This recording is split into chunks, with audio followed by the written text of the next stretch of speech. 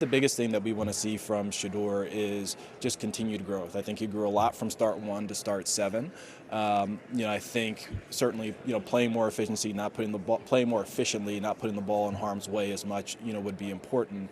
While maintaining the ability to produce out of structure and generate explosive plays. You're not going to see all of that in the upcoming months because we're not on the field. So the biggest thing that he can do is learn the new offense. Get in with the coaching staff once our offseason program starts. Continue to work on his body physically, and then make strides when we actually get on the grass. That was Browns GM Andrew Berry with his thoughts on Shedeur Sanders. As Damian Woody is back here with us on First Take. How confident are you that Shedeur is QB1 week 1 for the Browns? Listen, I guess over 50%.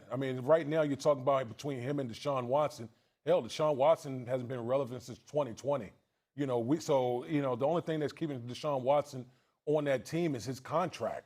And so when you talk about those two, I would have to lean towards Shedeur Sanders. But listen, I think the biggest thing with the Cleveland Browns situation, all starting 5 of their offensive line are free agents. They literally have no starting offensive line right now, as we speak of. That is a bleak situation if you're the Cleveland Browns, regardless of who plays the quarterback position right now. 100%, and I don't like that GM. The Monken thing was a disaster. They should have promoted Schwartz. Steve said that earlier today. He's 1,000% right.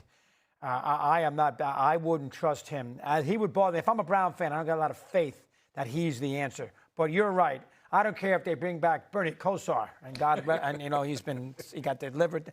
They don't have any offense. No. They got no receivers. The running back got hurt at the end of the year. Yep. Their offensive line's a mess. The tight end's good. But they have no offense, so they can bring. They don't. I don't think Shedeur long term is your answer. But if you're asking me, week 1 on September 12th, where he's the starting quarterback, where else are they going? So it'll probably be him. Yep. I say. Well, the problem that I have with it is that last part that Doggy said. Where else are you going? Because I understand that quarterbacks don't grow on trees, and you got to go out there and find them, and I get that part. And I'm rooting for Shedeur Sanders. His daddy's like a brother to me. We're very tight. I love him to death. And I'm rooting for his son, Shedeur. But we got to keep it a buck and call it like we see it. Right now, 16.7 points per game in the 7 starts that he had. 29th out of 32 teams. 59% completions. 26th among 30 qualifiers. 7 interceptions. Worst in the NFL interception percentage-wise. 73 passer rating. 29th among 30 qualifiers. 36% success rate, 29th among 30 qualifiers. Now, the legitimate argument can be made that you got to give him somebody to throw it to. You got to give him some weapons. You got to give him cats that can actually get open and make things happen. So that definitely does need to be said. If you ain't giving a quarterback weapons around him, what the hell are they supposed to do? But I don't blame, Barry as much as I pointed the finger at Omar Khan.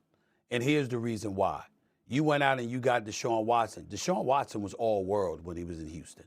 We were talking about this brother, and they were throwing out comparisons potentially. He was like second tier. He was like a level right under Patrick Mahomes. We were talking about him in the same breath. We were talking about Josh Allen and other guys. Remember that. And then obviously he had his troubles in Houston. He comes to Cleveland, and it's damn near looked like he forgot how to play football. It's just that bad. And you signed him to $230 million guaranteed, which reset the market and caused all kind of trepidation throughout the National Football League because of what other teams are going to be looking to do, et cetera, et cetera. The point that I'm trying to make is that you're Cleveland. That's an ownership move with Haslam. You went all in. With Khan, I can look directly at him and not point the finger at Steelers ownership. With Barry, I got to look at the owner and see how much the owner has gotten in the way, even though he's trying to act like he's not in the way now. Well, the damage was already done, and he's got mop-up duty to engage in. So it's a different scenario between Andrew Berry, I keep saying Barry, but Berry, Andrew Berry, and Omar Khan. It's 2 different scenarios, and I wanted to make sure to highlight that. But in the end, in terms of confidence in Shedeur Sanders starting week 1, I hope he does, but the numbers don't say that we should be confident. I just don't know how you could even evaluate the quarterback's talent in Cleveland right now. What did he make? 7 starts last year, as we've talked about extensively. Their offensive line is in question. He doesn't have a lot of help. Dylan Gabriel, we don't. My goodness. The GM didn't even mention Dylan Gabriel, a guy who they drafted ahead of Shedeur Sanders. Exactly. The whole thing. It's how do you even evaluate what they have going on there? It's a disaster. One other important thing to bring up, just looking at my notes here. Under pressure, a league high 51% of his dropbacks. So he was out there running for his life more than half the time. And in that span, he only completed 42% of his passes. 2 touchdowns, 6 interceptions, and 23 sacks under pressure. That is Shedeur Sanders. So again, that speaks to offensive line, but it primarily speaks to cats not getting open and him holding on to the ball because he's waiting for somebody to show some kind of daylight so he could have an excuse to throw the damn football. All of those things play a role, which is why it's so difficult to analyze Shedeur Sanders. You got to look at what he's working with. You just can't get around that. I think Steve made a good point. Haslam's a major problem in Cleveland. Yeah. That owner, he has not won. The Watson trade, he is a major issue. Pittsburgh's got good ownership. Cleveland does not. Keep that in mind. Yeah, and so he's been pressured and sacked, all that, and yet they have 5 offensive linemen that are all free agents.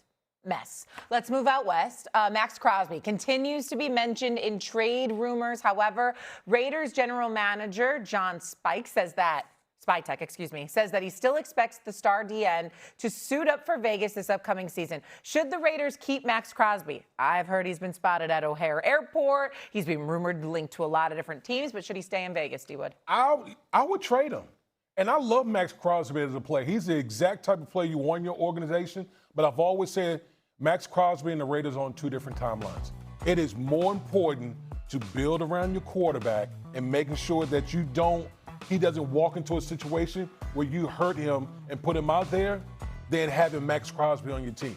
I think you can go out there and get assets to help a young quarterback who we know it's going to be Fernando Mendoza. Get the assets, build around the quarterback, and Max Crosby go on. It doesn't turn out like Miles Sanders with the Cleveland Browns. I understand your point there, Damien. I get it. Get some offensive linemen. I understand that. But they got 5 or 6 really good players on that team. The running back's good. Bowers is going to be good. The left tackle, Miller, when he comes back, is good. And Crosby's good. I don't want to trade him. Now, I understand your point. Quantity over quality. But I would like to keep him if I was a Raider fan. What do you think, Stephen A? Of course, you should want to keep him. The question is, are you going to win with him? Because he suffered enough. At some point in time, let's show a little empathy to the players. My God, look at what he's been subjected to.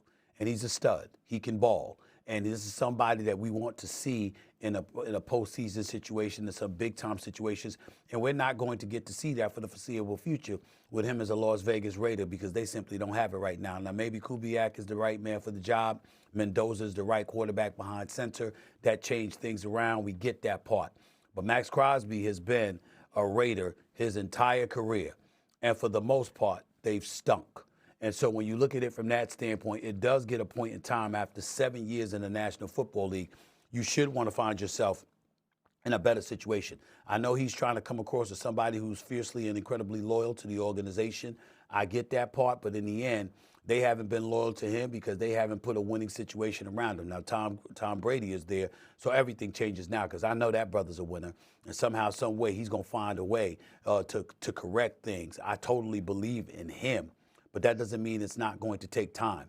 And if you can get an abundance of assets for him, doggy, then you have nothing to lose. I agree with Damian Woody here. You have nothing to lose because if you get an abundance of assets, it buys you the time that you're looking for while you have an inordinate amount of assets to build around on top of the assets that you already have, as opposed to having a star that's languishing there and never is in playoff participation because you're not getting there.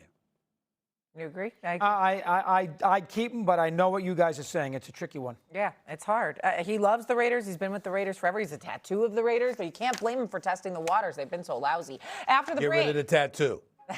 Get it removed. I heard it's painful.